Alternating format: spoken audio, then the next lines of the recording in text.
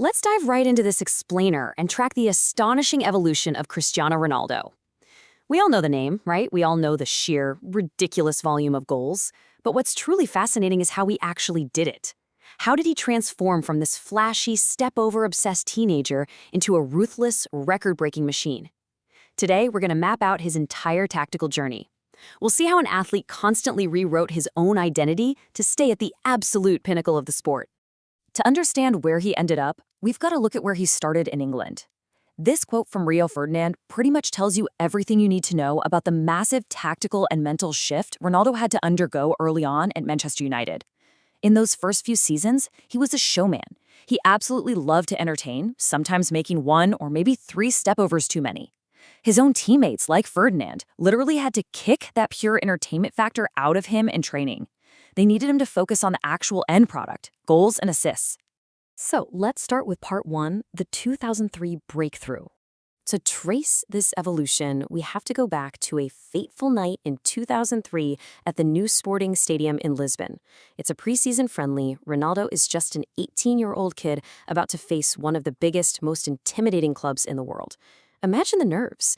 He knew scouts from all over Europe were watching his literally every move. He had to somehow balance his natural desire to put on a massive show with the need to actually prove he could hang with elite seasoned professionals.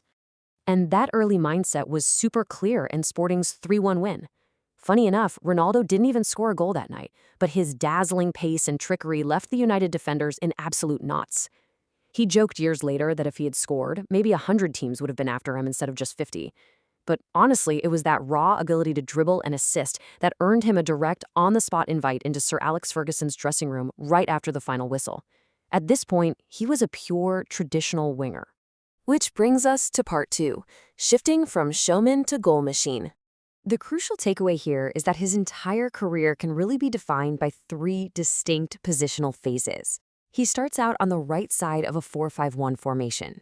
His sole job?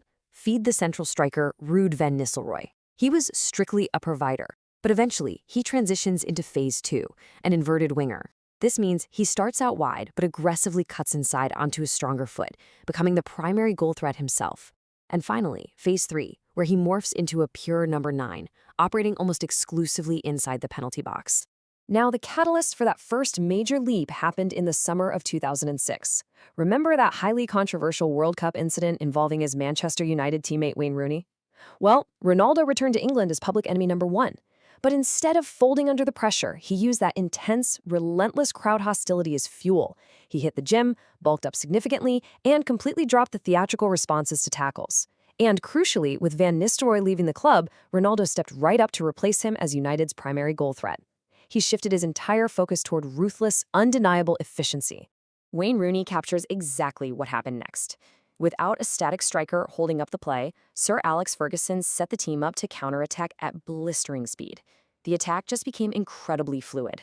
You had Ronaldo, Rooney, and Luis Saha constantly interchanging positions up top. This newfound tactical freedom was the exact spark Ronaldo needed to just explode, finishing that season with 23 goals across all competitions. And this tactical evolution fully climaxed in the 2007-08 season. Carlos Tevez joins the squad, forming this devastating, fluid front three with Rooney and Ronaldo.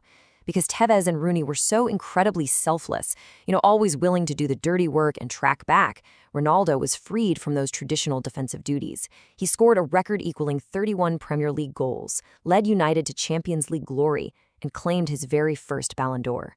The tricky, flashy winger was officially gone. The absolute best player in the world had arrived. Which naturally leads us to ask a massive question. What happens when a player who has just completely conquered England packs up, moves to Spain, shifts positions once again, and comes face-to-face with his ultimate rival? That kicks off part 3 of our explainer, the ultimate rivalry. Seriously, just take a second to process the sheer scale of these numbers. Over a 9-year period in Spain, across all competitions, Messi scored 472 goals. Ronaldo scored 450. Both men were essentially averaging a goal a game for nearly a decade. It's a volume of scoring that fundamentally broke the calculators we use to evaluate modern attackers. They literally pushed each other into the stratosphere. Now, when you break down how they actually got those goals, you see exactly how their methods varied.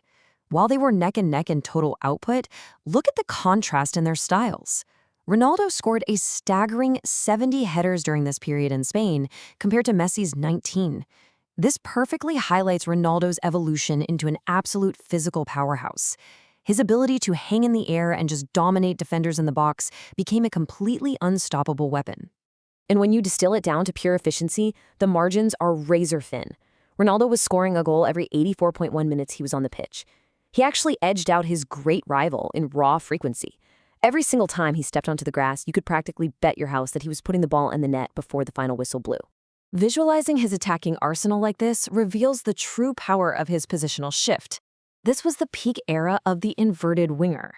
By starting out on the left side, Ronaldo used his incredible pace to cut inside, unleashing a massive 299 goals on his dominant right foot. It was a signature move that everyone knew was coming, but absolutely nobody could stop.